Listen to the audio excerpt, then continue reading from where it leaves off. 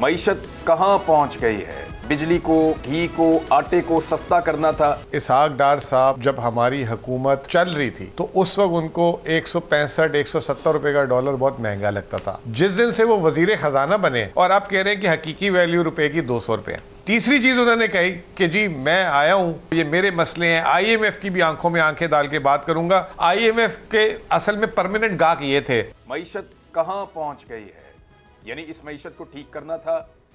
Dollar को 100 रुपए पे लाना था, पेट्रोल को 70 रुपए लीटर करना था, रेमिटेंसेस को बढ़ाना था, एक्सपोर्ट्स को बढ़ाना था, बिजली को, घी को, आटे को सस्ता करना था, महंगाई को सिंगल डिजिट के अंदर लेकर आना था। इसहाक डार साहब जब हमारी हुकूमत चल रही थी तो उस वक्त उनको 165-170 रुपए का डॉलर बहुत महंगा लगता था। आपने जैसे खुद कहा 100 रुपए का करना। जिस दिन से वो वजीर खजाना बने वो कहते हैं डॉलर की असल कीमत 200 रुपये है। तो इसका मतलब ये कि उनको ये क्रेडिट हमें देना चाहिए कि वो तो 200 रुपये की बात कर रहे हैं जो आज 225 का है, हम उसको 170-180 के अंदर मेंटेन करके रखे हुए थे। तो ऐसी क्या तकलीफ आई हुई थी हमें जो है वो उस वक्त ताने देते थे और 170-180 पे जो है वो मुनाफकत करते थे और अब कह रहे हैं कि हकीकी वैल्यू रुपए की 200 रुपये और उस पर भी बुरी तरह नाकाम हो गए। दूसरा, जब वो आए तो उन्होंने 3-4 बातें की। उन्होंने कहा मेरा 25 साल का तजर्बा है IMF से डील करने का। पिछले 25 सालों में वो वजीर खजाना 4.5 साल रहे, बाकी 21 साल उन्होंने किधर से IMF से डीलिंग की, ये तो मुझे समझाएं ज़रा। ठीक है। तीसरी चीज़ उन्होंने कही कि जी मैं आया हूँ तो वो जो है ना मैं मूडीज़ को, इसको ये मेरे मसले हैं, IMF की भी आंखों में आंखें डाल के बात करूँगा, हमारा पुराना वजीर ख़जाना जो है उसको छोड़ें आप। अब रहा सवाल ये कि सर जी IMF जो है उसने आना था 26 अक्टूबर को। ये वही लोग हैं जो पहले हम IMF में थे तो हमें IMF का ये पिट्ठू कहते थे, हमें कहते थे हम IMF PTIMF हैं, हमें कहते थे हमने मुल्क की खुद मुख्तारी भेज दी। जैसे ही हमारी हुकूमत ख़त्म हुई तो इन्होंने हम पे तौहीन IMF लगा दिया कि इन्होंने IMF को नाराज़ कर दिया, इन्होंने IMF को यूँ कर दिया, मुल्क की सालमियत का बेड़ा गर्क हो गया, मुल्क का फलाह को बेड़ा गर्क हो गया।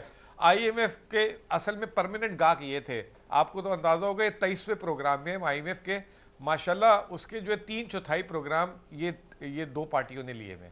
तो ये IMF के सबसे बड़े गाहक ये हैं। तो फिर हमें तौहीन IMF लगाने के बाद 29 अगस्त को अल्लाह अल्लाह करके इन्होंने पूरे पाकिस्तान की कुर्बानी दी। 22 करोड़ लोगों का जिसे कहते हैं मुस्तकबिल जो है इन्होंने साइड पे रखा क्योंकि इनको हुकूमत करनी थी, खून छोड़ दिया इन्होंने जो IMF ने कहा वो 29 अगस्त का जो एग्रीमेंट है वो 2 महीने नहीं संभाल सके।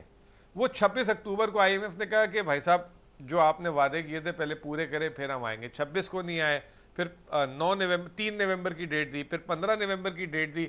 अब वो 29 नवंबर की डेट है, वो उस पर भी शायद अब ना आए।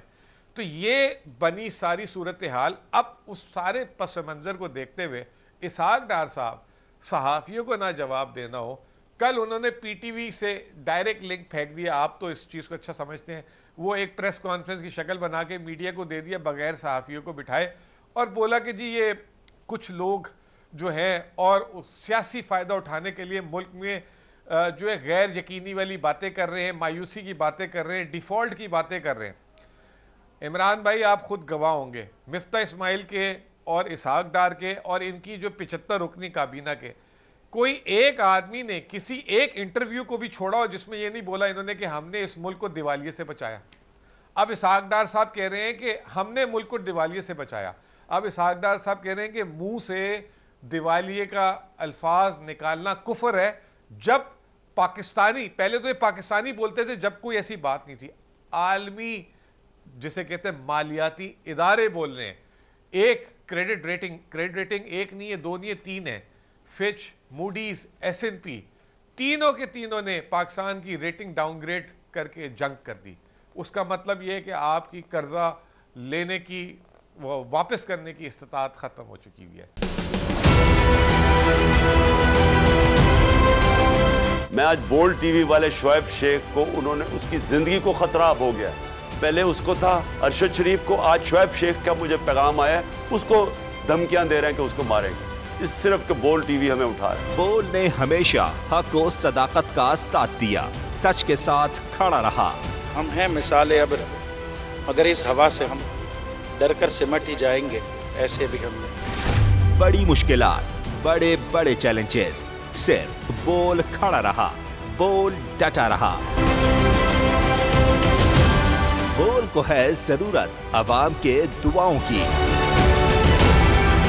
इजहार आसाती के लिए, पाकिस्तान के लिए, पाकिस्तानी अवाम के लिए।